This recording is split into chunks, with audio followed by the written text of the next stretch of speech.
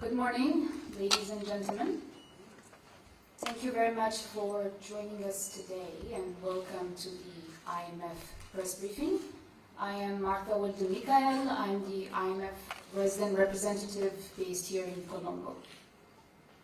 So, as you know, the IMF mission team has been in Colombo since November 17. And the focus of the mission is to assess progress of the reforms under the third review of Sri Lanka's EFF-supported program. Joining me today are Peter Boyer, the Senior Mission Chief for Sri Lanka, and Katja Sridzenka, the Deputy Mission Chief for Sri Lanka. Let me turn to Peter now, who will start with some opening remarks. Thank you, Martha, and thank you all for being here on a Saturday. We appreciate your interest in our work. It's always a pleasure to engage with you. Today I thought I'd start on a personal note. This summer I had a chance to travel through Sri Lanka with my family and have now seen many different parts of the country. And what stood out to me was the remarkable resilience with which people tackle the daily challenges that they face every day. The enormous challenges of the country are reflected in their lives.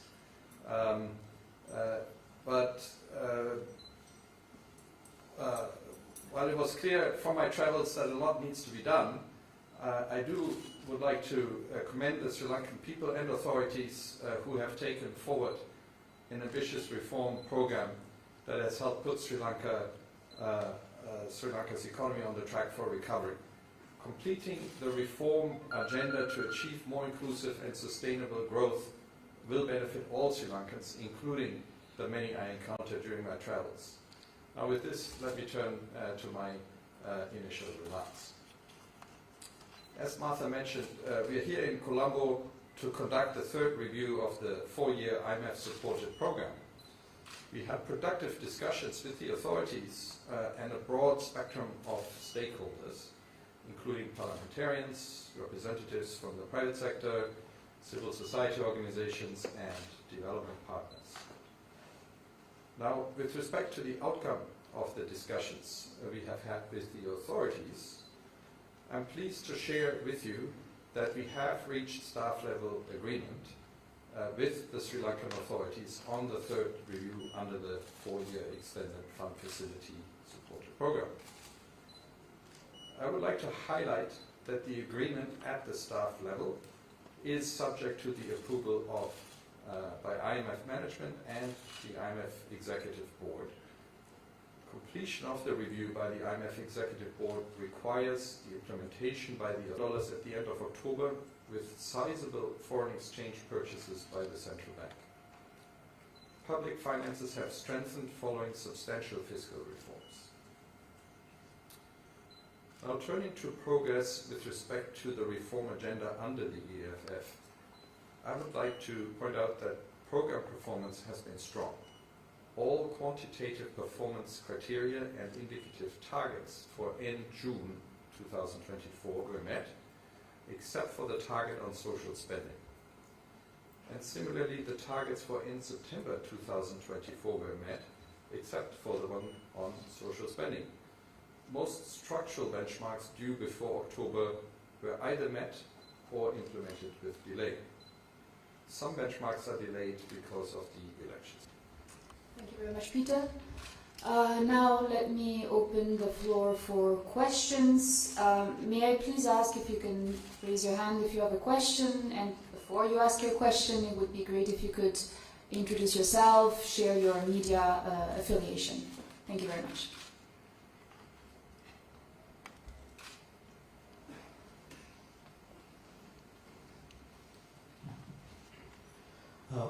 Shiharani is from Academics.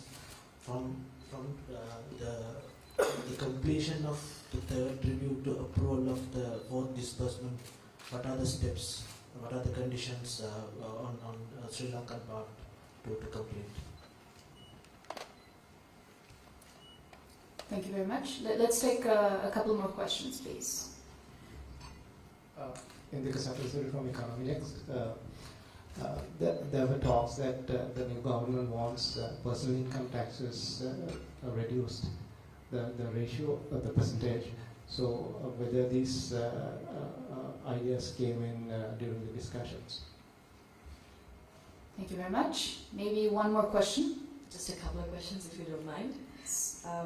The IMF has emphasized the need for structural reforms when it comes to public sector management, state-owned enterprises, and even tax collection. What tangible results have you seen the government achieve, and how do you assess the government's commitment to implementing these reforms in a timely manner? And also, the new government is yet to lay out their foreign and monetary policies. How does this affect your review? Also, one final question. The previous government said that vehicle import restrictions will be lifted by February 2025. If the current government goes ahead with it, does the IMF recommendations comply with it? Thank you. Could you repeat your second question, please? Thank you. Yes. The IMF has emphasized the need for structural reforms when it comes to public sector management, state-owned enterprises, and tax collection. So what tangible results have been achieved in these areas so far? And how do you assess the government's commitment to implementing these reforms in a timely manner? The second question is that the new government is yet to lay out their foreign and monetary policies. So how does that affect the IMF review? And the final question is that the previous government said that vehicle import restrictions will be lifted by February 2025. So if the current government goes ahead with that decision, will this comply with the IMF recommendations? Thank you very much. That's very clear. Let me turn to Peter. Yeah. Okay, thank you very much. So, what are the steps between now and disbursement under the third review, which will be the fourth disbursement? So, as I mentioned at the outset, there are some prior actions, and those relate mostly to the budget. Because of the elections, the budget process is taking place later this year. So we will be interested in convincing ourselves that this budget is in line with the program objectives. So we'll be having a very close discussion with the authorities on that. But this is also now in line with the second question. The authorities have committed to stay within the guardrails of the program, meaning important guardrails are the primary surplus, the revenue, and also the quality of the fiscal measures. And within those guardrails, we have agreed on a package that allows them to achieve their priorities and objectives. And that will eventually be documented in the budget that the government is preparing.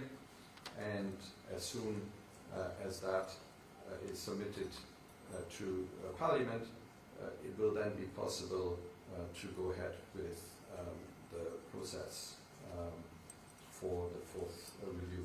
In the meantime, of course, we will do our part in terms of preparing the underlying staff report and consulting with the appropriate stakeholders.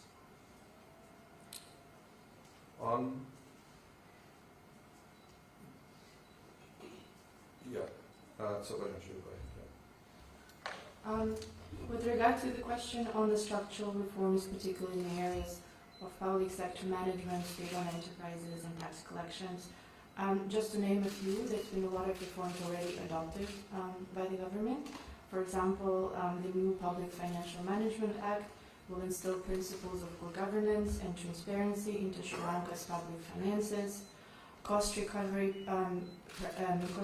energy pricing is an important pillar of the IMF-supported program to reduce the fiscal risks from state-owned enterprises, to make sure that they're no longer a burden on the public finances and taxpayer. Legacy debt of the SOEs are also being repaid and resolved, further reducing those risks. There's been significant effort to improve tax collection and improve governance in the various tax collecting agencies. So overall, we see a clear commitment from the government to the structural reform agenda and improving governance and accountability in the public financial management. Thank you. So on the other two questions, so monetary policy, of course, remains in the purview of the central bank, and this government has committed to, or reaffirmed its commitment to the independence of the central bank, which of course is a very important pillar under the program. This is one of those hard-won gains with the Central Bank Act passed last year. Of course, the area of lifting the import restrictions on motor vehicles, that is a decision by the government that has implications with respect to monetary policy. So yes, that is a part that we have discussed. In fact, we have already discussed in the previous review. Lifting these restrictions will be a very important source of revenue for the government in the year ahead. So it's one of the sort of, more and more rare opportunities to raise revenue in Sri Lanka. So it will be an important part of that. Of course, it needs to be managed carefully with respect to the reserves of the country. Thank you very much, Peter and Katya. Let's take another round of questions, please. Yeah, Marwan Markamak of Nikkei Asia. You've praised the government for sticking to the commitments of the previous government to continue with the program. But there's a larger political question at play here. The former president, who did a fairly good job in negotiating with you, lacked political legitimacy given how he ended up in that position. Whereas you have a current president, a new government that has come into power on a sweeping landslide mandate. What kind of space would the new government have to adjust the program if, say, your targets result in a crippling of the growth, and may have to adjust some of the targets, given that the mandate the current government enjoys is substantially much more larger and more secure than the predecessor? Thanks. I'm Prasad from Rupawahini National Television. You mentioned about the missing the targets of social spending area in the previous two occasions. But now there's a new government in power, and they also have, they made a number of pledges during the election regarding the social areas. So how do you see this situation?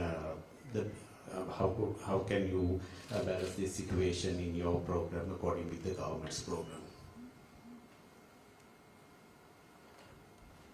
Thank you. One more question? Yes. Yeah, Nistar from Daily FT. A follow-up to Marwan's question. Given the strong mandate, it also implies that the people have rejected the previous government's policies and stance going forward. Yes, there is agreement on the part of the government to continue the program, but the very people that you were trying to protect through Aswasuma and all that had clearly spoken against some of the taxes and lack of relief and growth issues. What would be IMF's response to the people who, average people of Sri Lanka who voted this government into power? Thank you very much. Peter, let me first turn to you.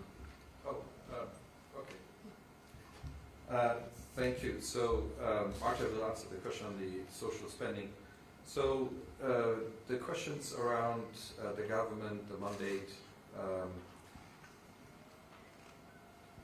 regrettably, the challenges in Sri Lanka haven't gotten any less despite the change in government, the economic challenges I'm talking about.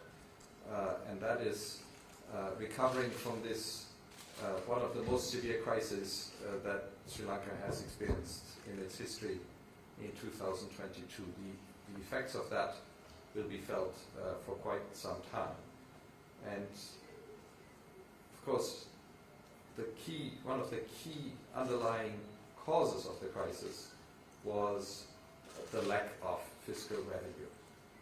The tax revenue in 2022 was in the order of 7% of GDP, I think the second lowest in emerging markets. Actually, we have a chart in our staff report from the second review that illustrates that quite nicely.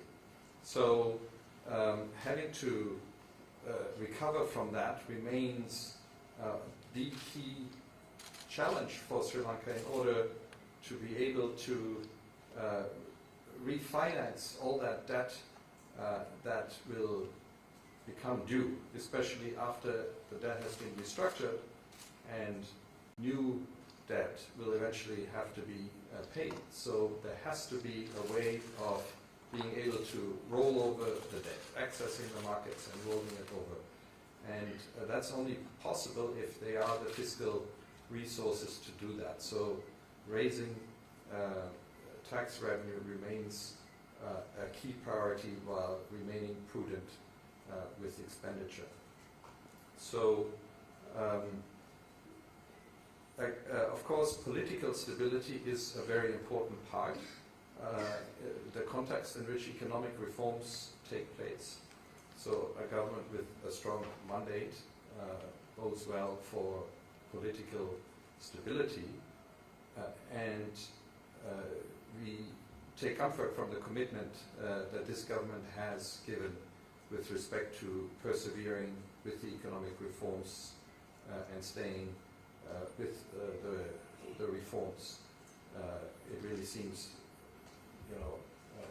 as I said at the beginning, macroeconomic stability and restoring debt sustainability are really the key way for Sri Lanka to regain its prosperity and grow out of this crisis. So maybe just one more point.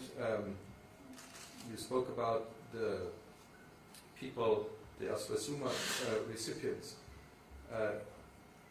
It's important to remember who pays taxes in Sri Lanka. It's really about the top 20% of income earners. So about the top 20% of people in the income distribution are making all the tax contributions. The poor don't pay taxes, so if taxes are increased, it affects a certain segment of the population, but not the poor. In fact, we have been having good discussions about not having been able to meet this minimum spending floor on the social safety net.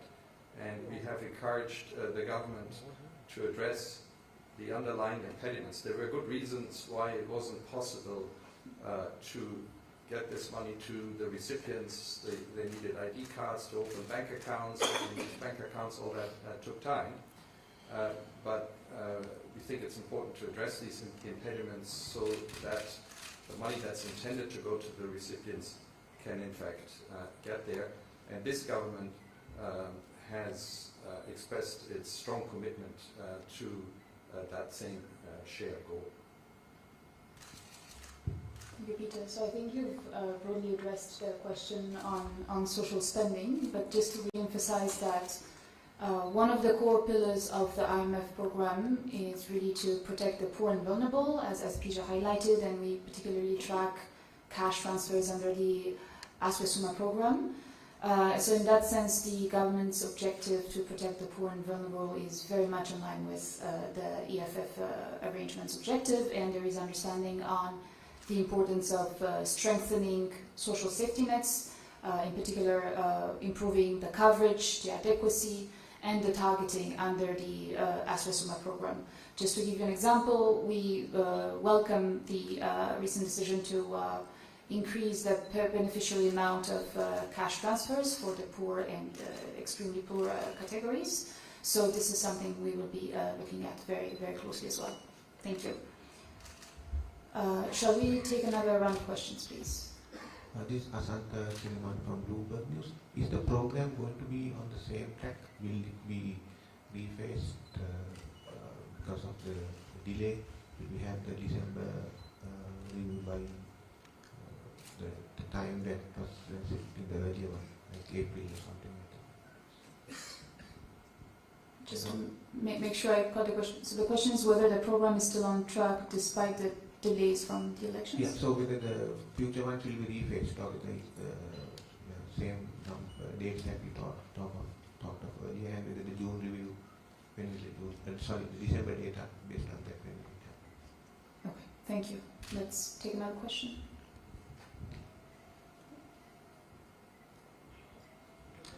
IMF has always highlighted the need for SOE reforms, state-owned enterprises reforms.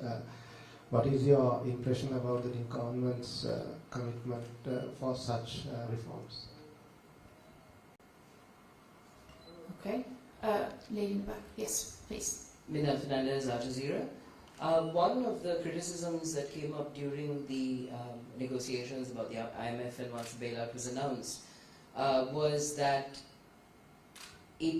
some of the reforms unfairly sort of target the poorer segments of society, and the more richer brackets of Sri Lanka's population were left relatively unscathed. The NPP government has talked about making things more fairer in terms of particularly things like taxes and raising revenue. Was this something that was raised in negotiations that you had with the government, and how would you describe, if at all, those proposals? Thank you very much. Maybe one last question? Yeah, okay. Udita Jaisingh from Reuters. In the statement you talked about the change, or the importance rather, of concluding the bondholder agreement. Is there a timeline for when that should be completed? And please share your thoughts on how soon you would like to see that completed. Thank you. Thank you very much. Yeah, thank you.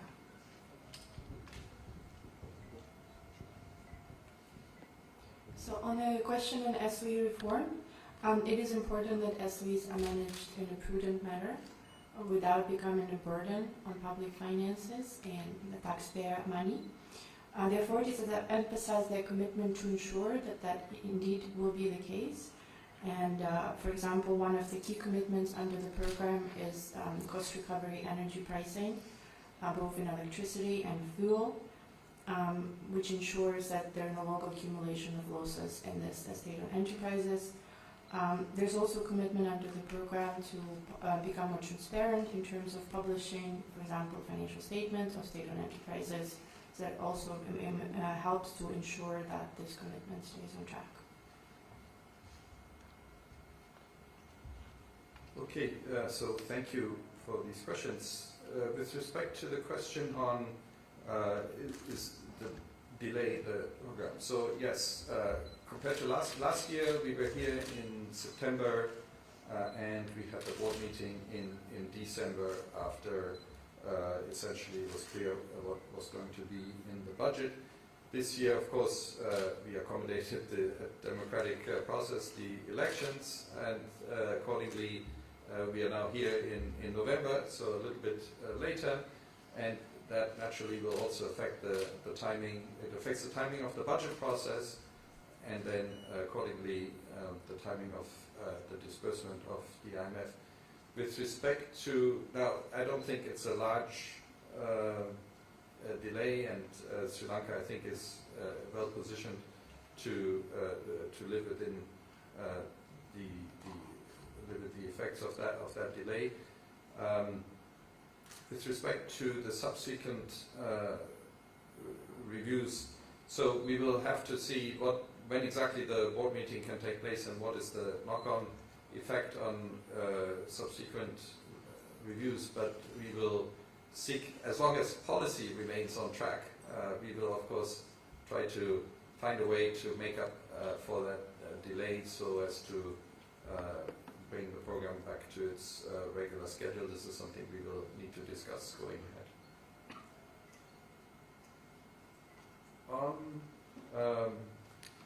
So you said the program was targeting the poor. I would respectfully disagree with that. Sorry, really, It's targeting the poor to help them out. So we have to acknowledge. So this crisis is extremely costly for the population, for everybody in Sri Lanka. There's no doubt about that. It affects the poor the most because they don't really have the buffers to deal with the cost. The slightly better off are also affected, but they have some buffers to deal with it. And also, it's important to remember that this hardship, it doesn't come from being imposed by the IMF. It's the result of the crisis that has taken place. The IMF is here to help with that, to help have a program that allows bringing the economy back on track so as to help everybody in the country. And we have in particular parts of the program that help the poor. So let's start with macroeconomic stability. That's first and foremost something that matters for the poor the most, because if you restore the economy and find a way for it to grow, that is an environment in which the poor are more easily, where their livelihood doesn't deteriorate. So macroeconomic stability is really a precondition, as we have seen when there wasn't macro stability in 2022. Inflation is a key manifestation of macro stability. So we have seen very large inflation in 2022, 70%. That affects the poor the most. In fact, we visited plantation workers in Nuraili in one of our visits, and they showed us how much they make, how much they have to pay, the electricity costs, and so forth. So there is no room for them really on any discretionary expenditure, because the high inflation is eating up everything that they have. So this very significant and rapid disinflation that has taken place in Sri Lanka is the result of restoring macro stability and helps the poor. Even though we recognize that the price level itself stays high, you do have small disinflation at the moment in Sri Lanka, of course, but once prices have gone up, they stay high. So now the priority becomes to get incomes to catch up with that, so that in real terms the poor, their livelihood can be improved. Also, maybe just to note that tax reforms are progressive. Now, that's a different segment, as I said, of the population, but they are the reforms that took place since 2022 have been to make the tax regime as progressive as possible, so as to have a lighter burden on the lower income tax earner and more on the higher income tax earners. Finally, there is a question on the bondholders, on the restructuring. So for us, as at every review, we conduct this so-called financing assurances review, and we look at the restructuring from that perspective. The key question for us is there good progress with restructuring the debt and moving away from arrears to debt that is being serviced and that is sustainable, of course. And in Sri Lanka, we have seen very good progress. There has been agreement in principle with the commercial bondholders, and the authorities are working on the next steps to move that forward. So they are doing everything that you would expect to be done at this point, and our understanding is that this process will go forward swiftly. Thank you, Peter. I'm mindful of the time. Maybe you can take one last question and close this session, if any. Thank you. have you discussed some of the proposed taxes like property taxes with the government, and if the government is not going ahead with them, what are some of the offsetting measures might have?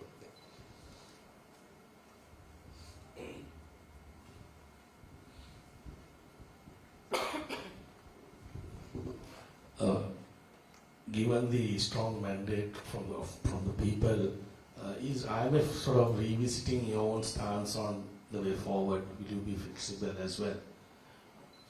Given the strong mandate from the people, including the middle class who voted the previous government out, is government sort of rethinking its own strategy or stance on Sri Lanka's way forward? Or you're basically you're firm and you won't show any flexibility going forward? Thank you. Thank you very much. So we have two questions. Peter, over to you. So the two questions are actually similar somewhat. So, as I said, the challenges for Sri Lanka are the same. So Sri Lanka has to think about how to address these, how to ensure a full recovery from the crisis and have stable and inclusive growth. And so the main guardrails of the program are designed in such a way to facilitate that. Within those guardrails, a review is an opportunity to take stock of developments and to look at are any adjustments to the program necessary. We have done that at the first review, and we have done that at the second review, and that happens at every IMF review of IMF programs. So we do discuss with the authorities their preferences for how they want to adjust the program, and we have managed to reach staff level agreement on the basis of a way forward that stays within the guardrails of the program, but at the same time allows the authorities an opportunity to make amendments in line with their priorities, and they will put these in their budget proposals at the appropriate time. Thank you very much. Thank you, Peter and Katja. I think we've come to the end of this press briefing. Let me thank you, ladies and gentlemen, for joining us today. So we look forward to seeing you at our future press briefings. But in the meantime, if you have any questions, any follow-up questions, please do not hesitate to reach out. Thank you again. Thank you very much.